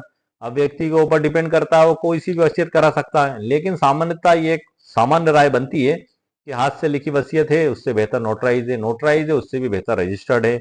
लेकिन यदि अदालत में आप वो मुकदमा आ गया तो फिर मामला इसी पर आएगा कि साबित कौन करता है। भाई आपने रजिस्टर्ड वसीयत भी बना ली और साबित नहीं कर पाए, आप केस हार जाएंगे। नोटराइज वसीयत भी आपने बना ली, अदालत में साबित नहीं कर पाए, आप केस हार जाएंगे। हस्तलिखित वसीयत भी आपने बना ली, कोर्ट में आप साबित नहीं कर पाए, आप केस हार जाएंगे। पता लग रहा है आपने हस्तलिखित वसीयत को कोर्ट में नियमानुसार साबित कर दिया, आप केस जीत जाएंगे। नोटरी वसीयत को साबित कर दिया, केस जीत जाएंगे। रजिस्टर्ड वसीयत को साबित कर दिया, आप केस जीत जाएंगे। तो इसका ये मतलब है कि उसको साबित करना बड़ा महत्वपूर्ण होता है। धारा 59 और धारा 63 भारतीय उत्तराधिकार अधिनियम 1925 और इसमें जो प्रावधान दिए गए हैं उनका पालन करते हुए आपको वसीयत बनाना होगी। इसी प्रकार से एग्रीमेंट भी है सर, सशर्त। आप इसको ऐसा ना समझ लें, यदि आपने इसको विधि अनुसार नहीं बनाया तो अदालत उसको शून्य भी कर सकती है, कोई बड़ी बात नहीं। आगे बढ़ते हैं। क्या विवादित भूमि, प्रश्न नंबर 27, क्या विवादित भूमि पर अनुबंध के लिए स्टाम्प ड्यूटी देना जरूरी है? उत्तर हाँ, यदि विक्रय अनुबंध लिखा जा रहा है तो स्टाम्प ड्यूटी देना होगी। स्टाम्प एक्ट के तहत स्टाम्प ड्यूटी राज्य सरकारें तय करती है। कम ड्यूटी पर लिखे अनुबंध को कोर्ट में सबूत के रूप में मान्यता देने से पहले उचित शुल्क वसूल किया जा सकता है, जैसा कि मैंने अभी पिछले उदाहरण में आपको बताया था। अब आता है सर हमारा प्रश्न नंबर 28, यदि विक्रेता कोर्ट से केस जीतने के बाद भी टाल मटोल करे तो आप क्या करें? उत्तर है इसका, क्रेता विशिष्ट स्पेसिफिक परफॉर्मेंस का दावा दायर करके कोर्ट से डिक्री प्राप्त कर सकता है, जिससे विक्रेता को मजबूर किया जा सकता है कि वो पंजीकृत विक्रय विलेख को निष्पादित करे। लेकिन ये कब? जब एग्रीमेंट आपने विधि अनुसार लिखा है। मतलब एग्रीमेंट एक तरीके से ये खतरे की घंटी वाला एग्रीमेंट है सर। आपको पूरा हाई अलर्ट होके ही इसको लिखना है। ये सामान्य अनुबंध की तरह आप इसको ना लेके चलें, बिल्कुल हाई अलर्ट होकर आपको एग्रीमेंट लिखना है। सारे कानून कायदे शर्तों को सोच समझ के लिखना है, वरना अदालत उसको निरस्त भी कर सकती है। ये अदालत के विवेक पर निर्भर करता है कि आपके एग्रीमेंट को किस तरीके से देखती है। प्रश्न नंबर 29, यदि विक्रेता अनुबंध की शर्तों को अस्पष्ट छोड़ दे तो अनुबंध मान्य होगा? उत्तर नहीं, अनुबंध में आवश्यक शर्तें स्पष्ट और निश्चित होनी चाहिए। इंडियन कॉन्ट्रैक्ट एक्ट की धारा 29 के अनुसार अनिश्चित या अस्पष्ट अनुबंध शून्य, जिसको हम कहते हैं वाइड माना जाता है। प्रश्न नंबर 30, क्या विवादित भूमि पर क्रेता निर्माण कार्य शुरू कर सकता है? उत्तर नहीं, जब तक क्रेता को कब्जा और वैध स्वामित्व प्राप्त ना हो जाए तब तक किसी भी प्रकार का निर्माण कार्य करना गैर कानूनी माना जाएगा और इसके कानूनी जोखिम होगा। झगड़े की जमीन है, अदालत में केस चल रहा है, आपने रजिस्ट्री से खरीद ली और प्रतिवादी का उस पर कब्जा है और जिसने आपको बेचा उसका कब्जा नहीं है, तो आप भला वहां कैसे आपका मकान बनाने पहुंच जाएंगे? वो तो लठ लेकर खड़ा है सर, डंडा लेकर खड़ा हो, तो जो कब्जाधारी है उसके भी पास कोई ना कोई तो आधार है, कोई ना कोई तो ग्राउंड है। वो या तो पारिवारिक सगा संबंधी है, उत्तराधिकार पे आधार है, या किसी डॉक्यूमेंट से उसे टाइटल मिला, कुछ तो ग्राउंड लेकर खड़ा है सर।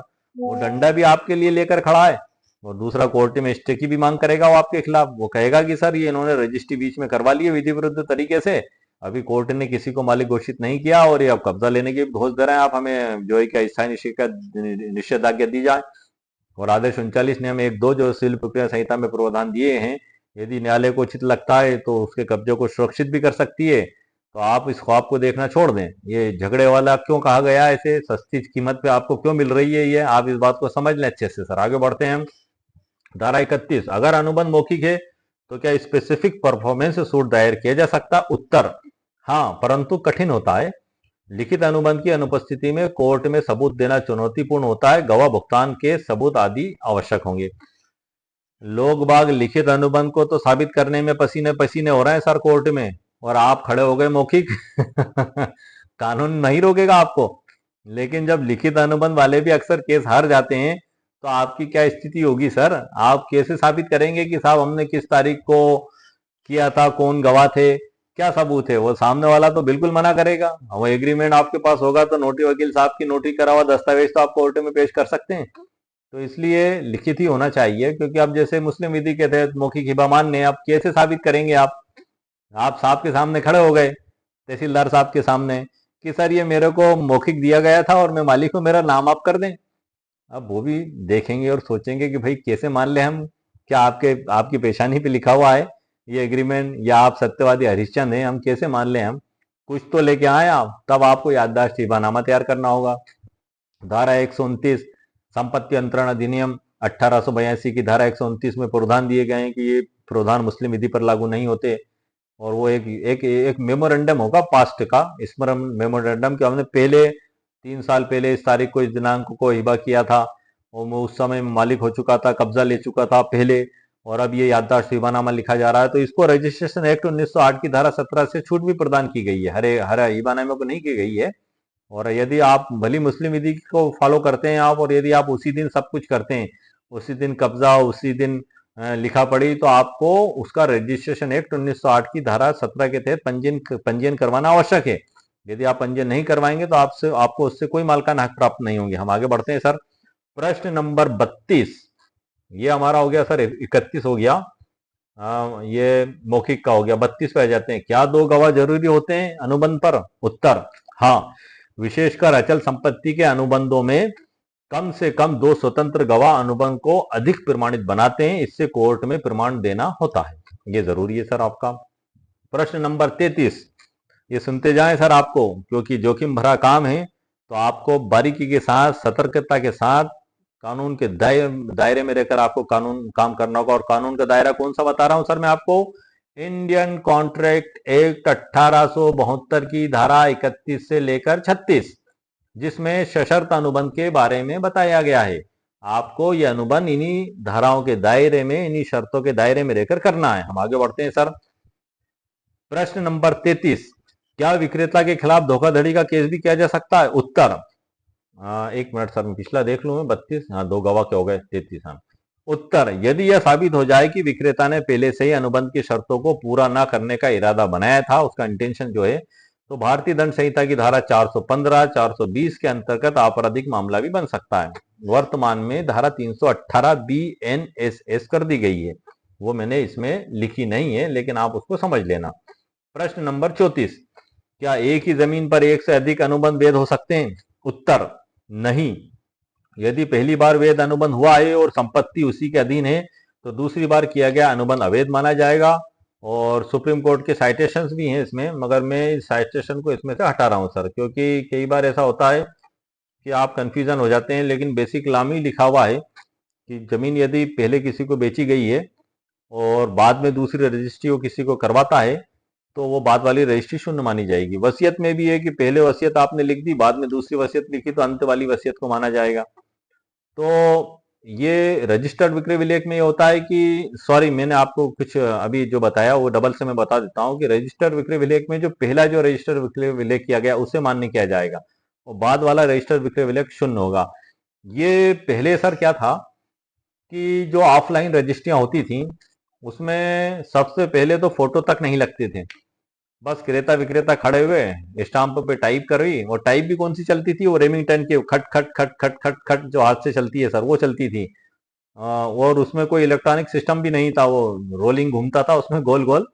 उस पर टाइप करी और टाइप करके पेश कर दी, रजिस्ट्रार साहब ने पूछा और रजिस्ट्री हो गई। अब ऐसे मामले में कई बार क्या होता था कि एक विक्रेता उस जमीन को, जो बेईमान प्रवृत्ति का होता था, वो 5-5 बार बेच दिया करता था।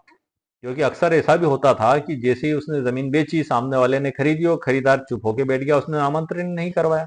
अब खसरा भी वन में तो उसी का नाम बोल रहा है, वो उठा के दूसरे को, वो उठा के तीसरे को, चौथे को, पांचवे को। पता लग रहा है कि चारों ने ही नामांतरण नहीं करवाया, और फिर बाद में चारों पहुंचे नामांतरण कराने, तो ये सारा राज खुला कि ये तो इस प्रकार से चीटिंग हो गई।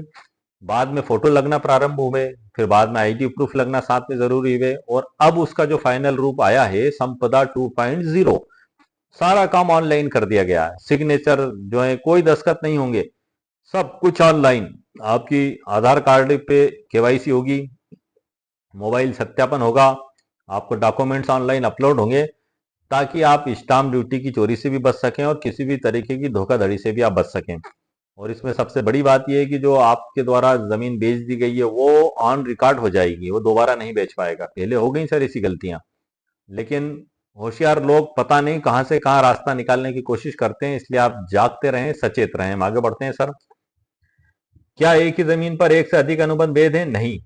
प्रश्न नंबर 35, क्या क्रेता अपने नाम पर कोर्ट इंजंक्शन स्थगन प्राप्त कर सकता है? उत्तर हाँ, यदि उसे आशंका है कि विक्रेता संपत्ति किसी और को बेचेगा या छेड़छाड़ करेगा, तो वह अस्थायी निषेधाज्ञा आदेश 39 रूल 1 और 2 के तहत प्राप्त कर सकता है। क्रेता मतलब अगर आप रजिस्टर्ड मालिक बन चुके हैं, उस विवादित जमीन को वाद चलने के दौरान आपने खरीद लिया है, तब आप अदालत में जा सकते हैं। बाकी आपको क्या रिलीफ मिलेगी, ये जज साहब सब कुछ देखेंगे, गुण दोषों के आधार पर उसमें फैसला किया जाएगा। प्रश्न नंबर 36, क्या अदालतों में ऐसे अनुबंधों पर जल्दी फैसला होता है? उत्तर सैद्धांतिक रूप से ऐसे मामलों को त्वरित न्याय के लिए उपयुक्त माना जाता है, लेकिन व्यवहारिक में न्यायिक प्रक्रिया की समयबद्धता राज्य और कोर्ट की कार्यशैली पर निर्भर करती है, फिक्स नहीं है सर इसका। प्रश्न नंबर 37, क्या विवादित जमीन के अनुबंध में तीसरे पक्ष की आपत्ति से अनुबंध रद्द हो सकता है? उत्तर, यदि तीसरा पक्ष यह सिद्ध कर दे कि वह संपत्ति का वैध स्वामी है या उसका हित प्रभावित हो रहा है तो कोर्ट अनुबंध को रद्द कर सकती है। अनुबंध केवल उन्हीं अधिकारों पर वैध होता है जो विक्रेता के पास कानूनी रूप से होते हैं। अब ऐसा भी होता है सर एक बार कि कब्जा कर लिया आपने अवैध रूप से किसी की जमीन पे, किसी भी व्यक्ति ने, और एग्रीमेंट के जरिए उठा के बेच दी। अब जबकि शासकीय दस्तावेजों में नाम किसी और का है, आपने खरीदी बिक्री कर ली, पैसे ले लिए और उससे कह दिया भाई ये कब्जा दे दिया आपने। असल मालिक को पता लगा, वो अदालत में गया। अब जब अदालत में गया तो वो अनुबंध शून्य होने की, कब्जा लेने की और तमाम क्षतिपूर्ति की मांग करेगा। तो ऐसे फेक एग्रीमेंट्स से आपको कोई मालिकाना हक प्राप्त नहीं होता। बेच वही सकता है जो मालिक है, खरीद वही सकता है जो विधि अनुसार रुपया देकर उसको खरीदता है। यदि अब हम आगे बढ़ते हैं, प्रश्न नंबर 38, क्या कोर्ट ऐसे अनुबंध में पेनल्टी क्लास को लागू कर सकती है? उत्तर, हाँ। अगर अनुबंध में विलंब या उल्लंघन पर जुर्माने की शर्त स्पष्ट है तो सिविल कोर्ट उसे लागू कर सकती है।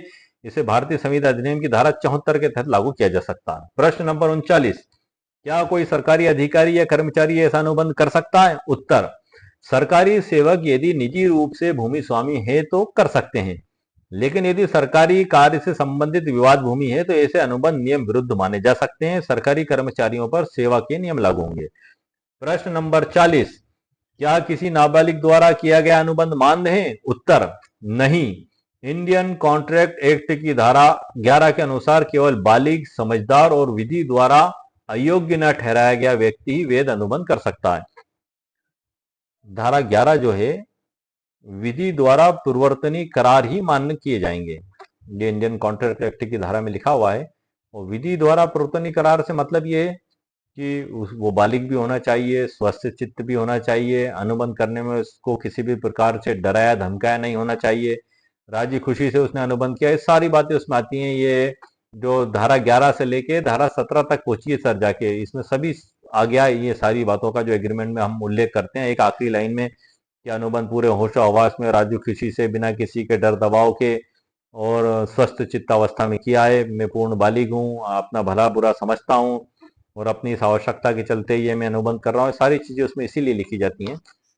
अब प्रश्न नंबर ये हो गया सर 11 के अनुसार समझदार और विधि द्वारा अयोग्य न ठहराया गया व्यक्ति ही वैध अनुबंध कर सकता है। प्रश्न नंबर 41, क्या ऐसे अनुबंध में जीएसटी या टैक्स दे होता है? उत्तर, प्रॉपर्टी ट्रांजैक्शन पर जीएसटी लागू नहीं होता, लेकिन विक्रय पत्र पर स्टाम्प ड्यूटी और रजिस्ट्रेशन शुल्क लागू होते हैं। यदि अनुबंध सेवाओं या डेवलपमेंट एग्रीमेंट जैसा हो तो जीएसटी लागू हो सकता है।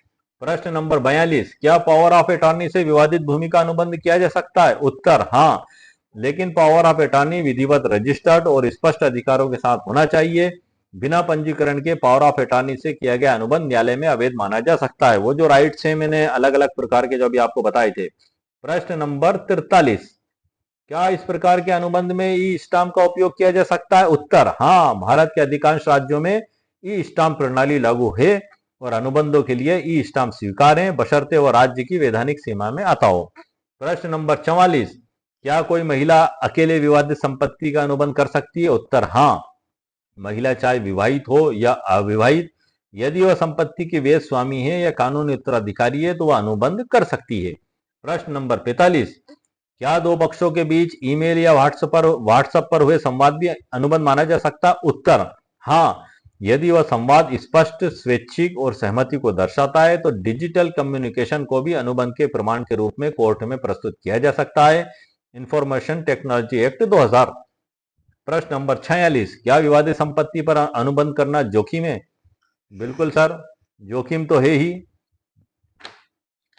क्योंकि विवादित संपत्ति पे आप खरीद रहे हैं, जोखिम तो है ही। क्योंकि मैंने आपको वीडियो के प्रारंभ में ये लाइन बताई थी कि हार कर जीतने वाले को बाजीगर कहते हैं और कानून समझकर सौदा करने वाले को मालिक कहते हैं। क्योंकि जो रिस्क नहीं लेते वो इतिहास नहीं बनाते और जो कानून नहीं जानते वो जमीन भी गवा देते हैं। ये मैं लाइन मैंने वीडियो के प्रारंभ में इसलिए बोली थी, यहाँ फिर वो चीज आ गई है। क्या विवादित जमीन पर अनुबंध करना जोखिम है? हाँ सर, बिल्कुल है। कानूनी विवाद की स्थिति में भविष्य में निवेश फंस सकता है।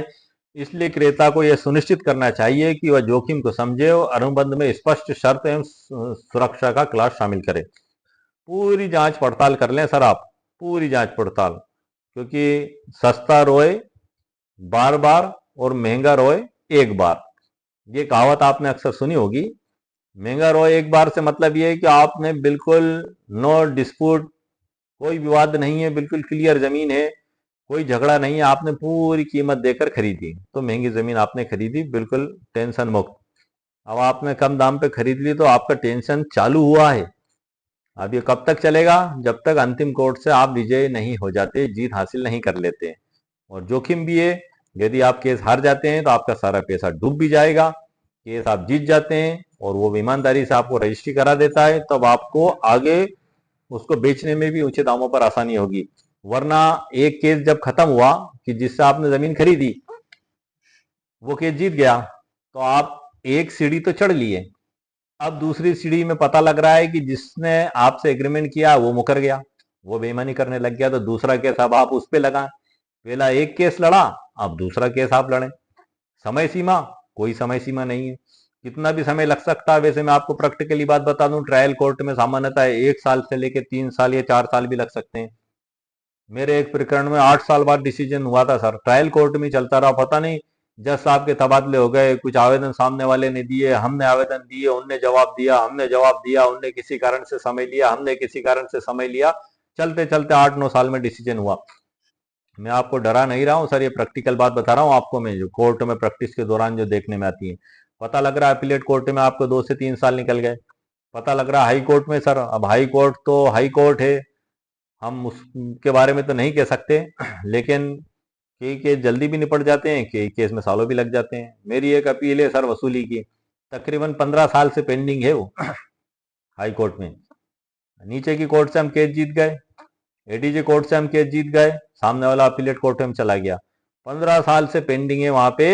और जो विपक्षी था उसकी मृत्यु भी हो गई, मैंने आवेदन दिया उनके वारिसान को रिकॉर्ड पे लेने का, वो विपक्षी हाई कोर्ट से स्टे ले आया था, वो स्टे भी अभी तक निरस्त नहीं हुआ, और वो सुनवाई पे हेयरिंग पे भी नहीं आई, और वो जिसने पैसा लिया था वो मर भी गया। और वो अभी पिछली जो तारीख लगी थी, तो हमारे जो एडीजे महोदय हैं उन्होंने मुझे बुलाया जज साहब ने, और मुझसे कहा कि वकील साहब ये आपकी फाइल चल रही है और इसमें हाई कोर्ट से स्टे है, तो हम इसको रिकॉर्ड रूम में भेज रहे हैं, आप इस पे लिख दो। तो मैंने कहा सर मैं बिल्कुल नहीं लिखूंगा, 15 साल से हमारा केस चल रहा है और आप इसको रिकॉर्ड रूम में भेज देंगे तो हमारी वसूली तो हुई नहीं सर, आप इस और सोचें कि वसूली हो जाए। उनके वकील साहब अगर आप नहीं भी लिखेंगे तो भी मैं भेजूंगा। और रिकॉर्ड रूम ये मैं जब बैठता हूँ इससे पिछले रूम में रिकॉर्ड रूम है, 2 कदम पे है। यदि हाई कोर्ट से स्टे खत्म हो जाता है तो हम इस फाइल को वापस बुला लेंगे और दोबारा रनिंग में ले लेंगे।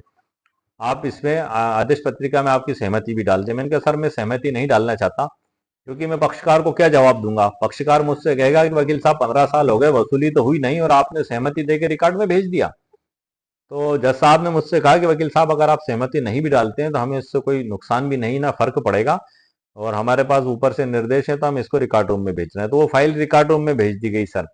हाई कोर्ट में मैंने हमारे जो वकील साहब थे जिनके साथ मैंने वहाँ पैरवी भी की थी और मैं मिला भी था उनसे जाके, उनसे भी संपर्क किया, फोन लगा के बात की, तो वो पार्टी को बुलाया, एफिडेविट दो, अर्जेंट हेयरिंग की एप्लीकेशन लगाना पड़ेगी, ये सारी तमाम बातें, वकील साहब की फीस, ये सब कुछ आ जाता है सर।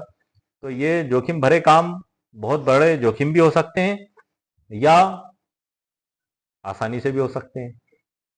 फ्यूचर में क्या होगा किसको नहीं पता, किसका जीवन कब तक का है किसी को पता है? बिल्कुल नहीं पता है। ये तो सिर्फ ऊपर वाला ही जानता है कि आखिरी सांस कब होगी। इसी तरीके से भविष्य में क्या होगा इसका सिर्फ अंदाजा लगाया जा सकता है, संभावनाएं व्यक्त की जा सकती हैं, बाकी जो होना है वो होगा। तो इसलिए जोखिम तो है, रिस्क तो है, जबरदस्त जोखिम भी है और जबरदस्त रिस्क भी है। हम आगे बढ़ते हैं सर इसमें। क्या विवादित जमीन पर अनुबंध करना जोखिम है? बिल्कुल सर जोखिम है। हाँ, कानूनी विवाद की स्थिति में भविष्य में निवेश फंस सकता है, इसलिए क्रेता को यह सुनिश्चित करना चाहिए कि वह जोखिम को समझे और अनुबंध में स्पष्ट शर्तें एवं सुरक्षा क्लास शामिल हो। प्रश्न नंबर 47, क्या विक्रेता कोर्ट से केस जीतने के बाद अनुबंध की शर्त बदल सकता है? उत्तर नहीं। यदि अनुबंध सशर्त और लिखित है तो इसे एक तरफा बदला नहीं जा सकता। अनुबंध अधिनियम की धारा 62 के अनुसार किसी भी संशोधन के लिए दोनों पक्षों की सहमति आवश्यक होती है। प्रश्न नंबर 48, क्या विवादित संपत्ति पर लीज एग्रीमेंट वैध होता है? उत्तर, यदि संपत्ति स्वामित्व विवाद में है तो लीज एग्रीमेंट का जोखिम बना रहता है। जब तक स्वामित्व स्पष्ट ना हो, लीज एग्रीमेंट वैधानिक रूप से कमजोर रहता है और किराएदार को भविष्य में हटाया जा सकता है। प्रश्न नंबर 49, 49, क्या विक्रेता मृत घोषित हो जाए तो अनुबंध स्वतः रद्द हो जाएगा? उत्तर, नहीं, अनुबंध रद्द नहीं होता। ऐसे मामले में विक्रेता के उत्तराधिकारी जो लीगल हेयर्स हैं अनुबंध की शर्त पूरी करने के लिए बाध्य होते हैं जब तक अनुबंध व्यक्तिगत प्रकृति का ना हो। अब व्यक्तिगत प्रकृति का ना हो तो उसके लिए मैंने अभी आपको जस्ट पीछे ही एक सवाल आया था, उसमें जवाब भी दिया था कि उसमें सहमतिदारों के नाम भी लिख लें और एक सहमति की लाइन भी बढ़ा लें और उनके भी दस्तखत ले लें। उसमें स्पष्ट लिख दें कि हम इससे सहमत हैं और हम इसमें पूर्णतः सहयोग करेंगे और आगे तक हमें इसमें कोई आपत्ति नहीं है। और यदि किसी कारणवश हम में से हमारे ये जिन्होंने अनुबंध किया, हमारे पिता की यदि मृत्यु भी हो जाती है तो उसके बाद इस अनुबंध का पालन हमारे द्वारा किया जाएगा बिना किसी विवाद के। इस एग्रीमेंट से हम पूर्णतः राजी खुशी हैं और संतुष्ट हैं। ये आप खुला सा लाइन इसमें डाल दें सर। अब आता है सर हमारा प्रश्न नंबर 50, लास्ट प्रश्न है सर हमारा। प्रश्न नंबर 50, क्या विवादित भूमि पर अनुबंध से पहले लोकल तहसील या वकील से सत्यापन करवाना जरूरी है? उत्तर, अत्यंत आवश्यक है। विक्रेता के दावे की पुष्टि के लिए खतौनी, नक्शा, कोर्ट रिकॉर्ड, वसीयत की प्रमाणित आदि की जांच करवाना चाहिए। यदि खरीदार ने उचित परिश्रम नहीं किया तो कानूनी संरक्षण सीमित हो जाता है। ये क्यों जरूरी है सर?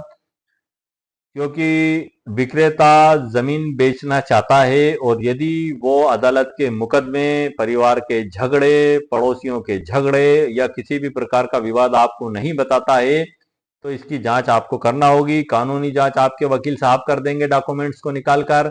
लोकल जांच आप वहां आसपास के खेत वालों से, गांव के लोगों से, शहर के लोगों से आप ले सकते हैं, तो आपको सारी चीज निकल के सामने आ जाएगी।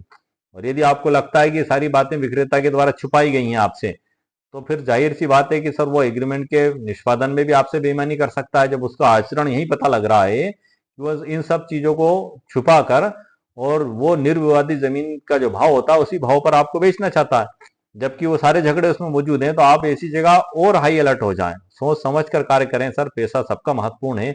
ऐसा ना हो कि आप कम दाम में खरीदने की सोच में या उस लालच में आप आ जाएं और बाद में आपको नुकसान उठाना पड़े। हम आगे बढ़ते हैं सर इसमें कि विवादित जमीन पर कम दाम का अनुबंध कानूनी वैधता। भारत में अनेक बार ऐसा होता है कि किसी भूमि पर मालिकाना हक को, ये सर हमारे 50 प्रश्न पूरे हो चुके हैं। आज के हमारे जो वीडियो का टाइटल था 50 जरूरी प्रश्न सस्ते दामों पर खरीदी जाने वाली संपत्ति के संबंध में, इस पे मैंने आपको मुकम्मल कानूनी जानकारी प्रदान कर दी है। जानकारी देने का मकसद सिर्फ आपको मार्गदर्शन और सूचना है। किसी भी प्रकार आप इसको अमल में लाने से पहले आपके वकील साहब से कानूनी मार्गदर्शन से सलाह मशवरा लेकर ही आप उस पर राय कायम करें और आगे बढ़ें। क्यों? क्योंकि हर केस की कंडीशन, परिस्थिति अलग अलग होती है, उस पर अलग अलग हिसाब से कानून लागू होते हैं।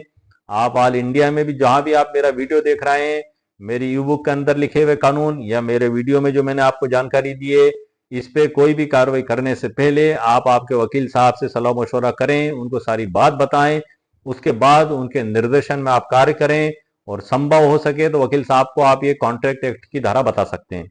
मेरी ई बुक भी आप उनको बता सकते हैं आपके वकील साहब को कि एक वकील साहब ने यूट्यूब के ऊपर ये कानून की ई बुक जिसको कहते हैं पीडीएफ भी लिखी और वीडियो भी बनाया। आप वकील साहब को बता भी सकते हैं और ये भी बता सकते हैं कि इंडियन कॉन्ट्रैक्ट एक्ट 1872 की धारा 31 से 36 में कानूनी प्रावधान दिए गए, उन्हीं को बेसिक आधार बनाकर वकील साहब ने सशर्त अनुबंध के बारे में हमें बताया है और ये हम अनुबंध इन्हीं नियमों के तहत हम कर रहे हैं।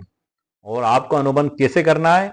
इंडियन कॉन्ट्रैक्ट एक्ट 1872 की धारा 31 से 36 के बीच में जो नियम और शर्तें दी गई उन्हीं का पालन करके करना है। आप मेरे वीडियो को लेकर पूरी होशियारी और सचेतता के साथ कानून को सामने रख कर ये एक एग्रीमेंट करें, क्योंकि एक जोखिम भरा भी काम है सर। हम आगे बढ़ते हैं इसमें। अब मैं आपको सीधा उस एग्रीमेंट की ड्राफ्ट पर ले चलता हूं सर। आइए सर। कोर्ट के एस विद्यादम विरुद्ध वरवन 1997 3 ACC एक्ट।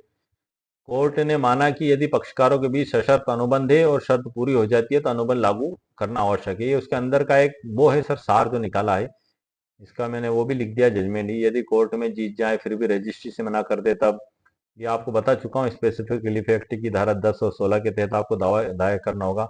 ये आ गया सर, मैं आपको एग्रीमेंट की ड्राफ्ट भी बताता ही चलूँ साथ में। ऊपर आप लिख दें दिनांक 100 या 500 रुपए 1000 रुपए के स्टाम्प पेपर किया है। सशर्त भूमि विक्रय अनुबंध पत्र ऊपर आपको लिखना है। सशर्त contingent agreement for sale of land, अगर मकान है तो मकान का, खेती है तो खेती का लिख दें आप। यह अनुबंध आज दिनांक को निम्नलिखित पक्षकारों के बीच पूर्ण स्वतंत्र इच्छा और समझ के साथ संपन्न किया गया। पक्ष क्रमांक 1 और 2 का पूरा नाम पता अनुबंध पत्र के आधार पर। अब इसमें जो पेरा लिखे जाएंगे उसमें जो शर्तों में मेरे से जो महत्वपूर्ण शर्तें हैं सर वो मैंने लिख दी हैं, लेकिन जरूरी नहीं है कि ये जो मैंने लिख दी यही सब कुछ हो गया और अंत हो गया। नो सर, आपकी कंडीशन और सिचुएशन के हिसाब से इसमें संशोधन करके आपको बनाना होगा, उन परिस्थितियों के हिसाब को आपको इसमें दर्शाना होगा। आगे बढ़ते हैं। नंबर 1, यह भूमि मूल रूप से प्रथम पक्ष ए के पिता की स्वामित्व की भूमि है। नंबर 2, एक व्यक्ति रामकिशन ने फर्जी तरीके से झूठी वसीयत तैयार करवाई, जिसके आधार पर उसने राजस्व रिकॉर्ड में उक्त भूमि को अपने नाम दर्ज करवा लिया और स्वयं को मालिक घोषित करवा लिया। नंबर 2, रामकिशन ने न केवल राजस्व रिकॉर्ड में नामांकन कराया बल्कि वास्तविक मालिक ए को दरकिनार कर भूमि पर कब्जा भी कर लिया। ये एक घटना है जो एक तैयार की गई है ताकि आप समझ सकें कि वो मामला ऐसा हुआ था तो उसके आधार पर ऐसा एग्रीमेंट हुआ। आपका मामला अलग प्रकार का है तो अलग प्रकार से आपको एग्रीमेंट के फैक्ट लिखना होंगे। ये एक रामकिशन नामक व्यक्ति है जिसने वसीयत करवा ली, काम कब्जा कर लिया, नाम करा लिया, वो चीज भी आपको खोलना पड़ेगी एग्रीमेंट में। आपको हिडन कुछ नहीं करना है, क्रेता को सब कुछ जानकारी होना चाहिए। रामकिशन ने न केवल राजस्व रिकॉर्ड। नंबर 4, उक्त फर्जी वसीयत के विरुद्ध प्रथम पक्ष ए ने न्यायालय में वाद दायर किया जिसमें उसने फर्जी वसीयत को शून्य कराने, भूमि पर स्वयं का कब्जा पुनः प्राप्त करने की मांग की है। नंबर 5, द्वितीय पक्ष बी उपरोक्त सभी तथ्यों से पूर्णतः अवगत है और जोखिम के आधार पर इस विवादित भूमि को 10,000 रुपए प्रति बीघा की दर से खरीदने हेतु सहमत है, जबकि वर्तमान बाजार मूल्य 1 लाख रुपए प्रति बीघा है। ये तो सर हो गया, उसके पूरे फैक्ट आ गए आपके। कुछ भी उसमें आपको या आपको आपके केस के हिसाब से इसमें तब्दील करके लिख लेना है। आपके वकील साहब से भी आप संपर्क कर सकते हैं चाहे तो। अनुबंध की शर्तें, टर्म्स एंड कंडीशन। नंबर 1, भूमि का विवरण पूरी डिटेल लिखना है, खसरा विवरण, नक्शा, ऋण पुस्तिका, नगर पालिका, नगर निगम, नगर पंचायत की है तो उसके आधार पर पूरी डिटेल लिखना है। नंबर 2, विक्रय मूल्य 10,000 प्रति बीघा की दर से कुल राशि लिख दें आप, निर्धारित जो विवाद की स्थिति को देखते हुए सहमति पूर्वक तय किया गया है। नंबर 3 है इसमें सशर्त अनुबंध। यह अनुबंध निम्न शर्तों पर आधारित है। यदि प्रथम पक्ष ए द्वारा वाद जो पूरा केस का नाम, प्रकरण संख्या, पेशी दिनांक तक भी लिख दें, जिस जज साहब के विचाराधीन है उन जज साहब का नाम भी आप लिख दें कि में फैसला उसके पक्ष में आता है तो वसीयत को शून्य घोषित करवा लेता है। नंबर 3, भूमि पर स्वयं का कब्जा पुनः प्राप्त कर लेता है, मतलब वो केस जीत जाता है। तब वह इस अनुबंध के पालन में बिना हीला हवाला किए 10,000 रुपए प्रति बीघा की दर से भूमि का रजिस्टर्ड विक्रय विलेख द्वितीय पक्ष के पक्ष में निष्पादित करेगा। नंबर 4 है पूर्व में भुगतान। द्वितीय पक्ष द्वारा राशि, जगह छोड़ दी मैंने, अग्रिम राशि का भुगतान किया गया है जिसकी प्राप्ति प्रथम पक्ष स्वीकार करता है। यह राशि न्यायिक निर्णय पर आधारित जोखिम के अधीन दी गई है और यदि मामला प्रथम पक्ष के विरुद्ध जाता है तो वह यह राशि वापस नहीं की जाएगी। नंबर 5, अन्य दायित्व। द्वितीय पक्ष पूर्ण जानकारी से सहमत है कि यह भूमि विवादित है और उसने स्वेच्छा से जोखिम उठाया है। नंबर 2 है प्रथम पक्ष यह वचन देता है कि यदि न्यायालय से उपरोक्त राहतें मिल जाती है, मतलब वो केस जीत जाता है, तो वह इस अनुबंध के सभी शर्तों का पालन करेगा और विक्रय विलेख निष्पादित करने से इनकार नहीं करेगा। नंबर 6 है उल्लंघन की स्थिति में यदि प्रथम पक्ष न्यायालय में केस जीतने के बाद इस अनुबंध का पालन करने से इनकार करता है तो द्वितीय पक्ष इस अनुबंध का विशिष्ट प्रतिपादन स्पेसिफिक रिलीफ एक्ट 1963 की धारा 10 और 16 जो मैंने बताई हैं से प्राप्त करने हेतु वाद दायर करने हेतु पूर्ण अधिकार रखता है। घोषणा अंत में, यह अनुबंध दोनों पक्षों द्वारा बिना किसी दबाव, प्रलोभन, धोखा या भ्रम के स्वतंत्र इच्छा से निष्पादित किया गया है। जो दोनों पक्ष इसके सभी कानूनी प्रभाव को समझते हैं। वही धारा 11, 12, 13, 14, 15, 16 इंडियन कॉन्ट्रैक्ट एक्ट 1872 उसमें जो नियम शर्तें दी गई उन्हीं नियम शर्तों के अधीन आपको यह अनुबंध तैयार करना है। और इंडियन कॉन्ट्रैक्ट एक्ट 1872 की धारा 31 से लेकर 36 में जो नियम और शर्तें दी गई उन्हीं के अधीन ये आपको एग्रीमेंट तैयार करना है। यदि उसके बाहर जाके आपने कार्य किया तो आपका अनुबंध प्रारंभ से ही शून्य माना जाएगा, विधि विरुद्ध माना जाएगा। उसके आधार पर आप कोर्ट में ना तो दावा कर सकते हैं ना कोर्ट से कोई राहत प्राप्त कर सकते हैं, आपका पैसा भी डूब जाएगा। इसलिए आप ये ध्यान रखें कि अनुबंध करने से पहले आप इंडियन कॉन्ट्रैक्ट एक्ट की धारा 31 से 32 में जो प्रावधान दिए गए हैं उनको मद्देनजर रखते हुए, और साथ ही धारा 11 से लेकर 16 तक जो प्रावधान दिए गए हैं उनको भी मद्देनजर रखते हुए पूरे होश हवास में एग्रीमेंट लिखें ताकि आप सफलता की ओर बढ़ सकें। हस्ताक्षर प्रथम पक्ष, द्वितीय पक्ष और साक्षीकरण के हस्ताक्षर नीचे होंगे। नोटरी प्रमाणन लिख दिया, हालांकि वकील साहब सील लगा देते हैं तो कोई जरूरत नहीं है। अब इसके बाद ये विधिक नोटिस भी मेरे द्वारा इसमें लिखा गया है कि यदि जिसने आपको जमीन बेची है वो केस जीत गया और आपको रजिस्ट्री करवाने से मना कर देता है उस कम दाम वाली कीमत पे, तब आपको अदालत में जाने से पहले उसको एक विधिक नोटिस देना होगा और नोटिस की कॉपी भी कोर्ट में पेश करना होगी। जज साहब को बताना भी होगा कि आपने तमाम प्रयास किए हैं अनुबंध के पालन में रजिस्ट्री करवाने के, लेकिन ये मना कर रहा है, इसलिए हमें कोर्ट में दावा प्रस्तुत करना हुआ है। तो विधिक नोटिस की ड्राफ्ट है जो इस ई बुक के अंदर मैंने लिख दी है, जो कि सर वीडियो काफी लंबे हो जाते हैं, इसलिए मैं वीडियो को अब आगे नहीं बढ़ाऊंगा, आपको खाली परिचित करा रहा हूं मैं इसमें। ये सिविल वाद है इसका कि नोटिस देने के बाद दावा किस प्रकार से तैयार किया जाएगा, वो भी मैंने इस ई बुक के अंदर लिख दिया है। पूरी ड्राफ्टिंग है, इस पे मैं स्पेशल वीडियो भी सर बना दूंगा फिर कभी। और हालांकि मैं पिछला जो वीडियो बनाया है मैंने, जो तकरीबन 1 घंटे का है, उसमें मैंने पूरे नोटिस को और दावे को भी पढ़कर समझाया है। आपको बता दूं, आप उस वीडियो को देख सकते हैं, मौजूद है वो चीज। ये 1872 की धारा 31 से 36 सशर्त संविदाओं के बारे में उदाहरण के साथ मैंने समझाया है सर इसमें। इसी प्रकार से सर्वोच्च न्यायालय के कुछ फैसले हैं सर जो इससे रिलेटेड हैं, लगभग लगभग मिलते जुलते। पूरे रूप से मिलना तो संभव नहीं होता है क्योंकि हर केस की स्थिति और कंडीशंस अलग होती हैं। जैसे कि हर बीमार व्यक्ति की शारीरिक दशा अलग अलग होती है कि एक पहलवान है उसको भी अस्थमा है, एक दुबला पतला उसे भी अस्थमा है, शुगर का पेशेंट है उसे भी अस्थमा है, ब्लड प्रेशर के मरीज को भी अस्थमा है। अस्थमा सभी लोगों को है लेकिन शरीर अलग अलग हैं, कमजोर हैं, ताकतवर हैं, तो वो मेडिसिन उस हिसाब से उस दवा के साथ दी जाएगी। इसी प्रकार से आपका केस जिस प्रकार से वो उसी प्रकार से उसमें लागू होगा। अध्याय 3 में बताया है। अध्याय ये सुप्रीम कोर्ट के जजमेंट्स भी हैं सर, इसमें मैंने जजमेंट को और डिटेल में पेराओं को लिख भी दिया इसमें। अब वो मैं उनको अगर आपको एक्सप्लेन अगर करूंगा सर तो वीडियो तो सर 5 घंटे का लंबा हो जाएगा। तो मैंने मुख्य बातें आपको बता दी हैं, अब खाली ई बुक से आपको मैं परिचित करा रहा हूँ। दावे का ड्राफ्ट हो गया सर ये। और ये अध्याय 4 में है विवादित जमीन व सशर्त अनुभव पे महत्वपूर्ण निर्णय, इसमें सुप्रीम कोर्ट के जो निर्णय हैं। और उसी के बाद सर ये अध्याय आता है 5वां, विवादित भूमि पर कम दाम में विक्रय अनुबंध का वैध प्रारूप क्या होगा, ये इसमें बताया है पूरा। ये कुछ अलग शर्त के आधार पर मैंने तैयार किया, पहले वाला अलग शर्त के आधार पर था। अध्याय 6 में है स्पेसिफिक परफॉर्मेंस सूट का कानूनी ड्राफ्ट अदालत में दावा कैसे करें। और अध्याय 7 में है सर आपका ये स्क्रॉल कर रहा हूँ, समापन है सर।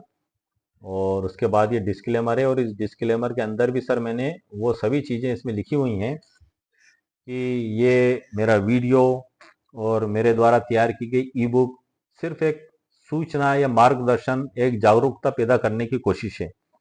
ये फाइनल नहीं है कि मैंने बता दिया तो ये अंत हो गया और सब कुछ इसी से होगा। नो सर, ये तो सिर्फ आपके अंदर की अज्ञानता और जागरूकता दूर करने की एक प्राइमरी कदम है।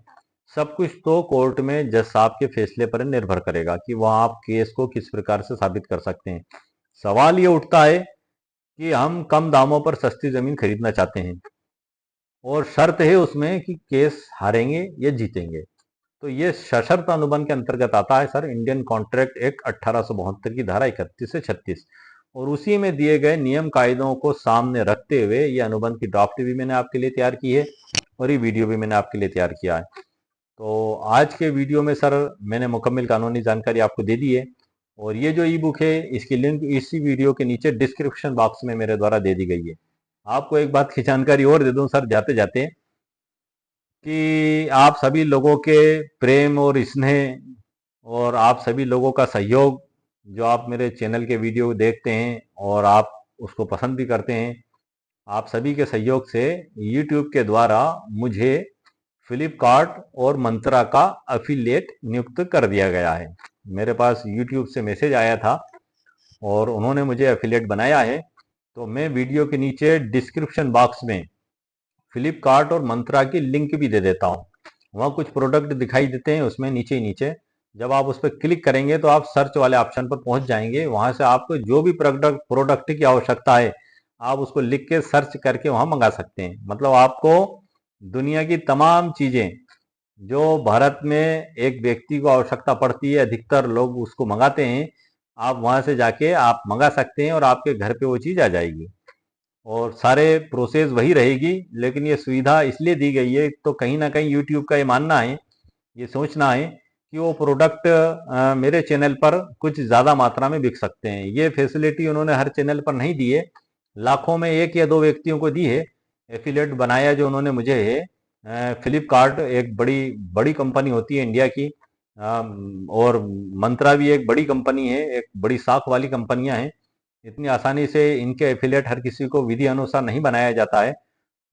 तो मेरे को YouTube की ओर से सर इसका एफिलेट बनाया गया है, तो मैंने हर वीडियो के नीचे और शॉर्ट वीडियो के नीचे भी उसकी मैं लिंक दे देता हूँ। आप उस पर जब क्लिक करेंगे तो क्लिक करने के बाद ऊपर सर्च के ऑप्शन में आप पहुंच जाएं। कोई जरूरी नहीं है कि आपका जो सामान ढूंढ रहे हैं वो मेरी लिंक में आपको दिखे ही वहां शुरू में।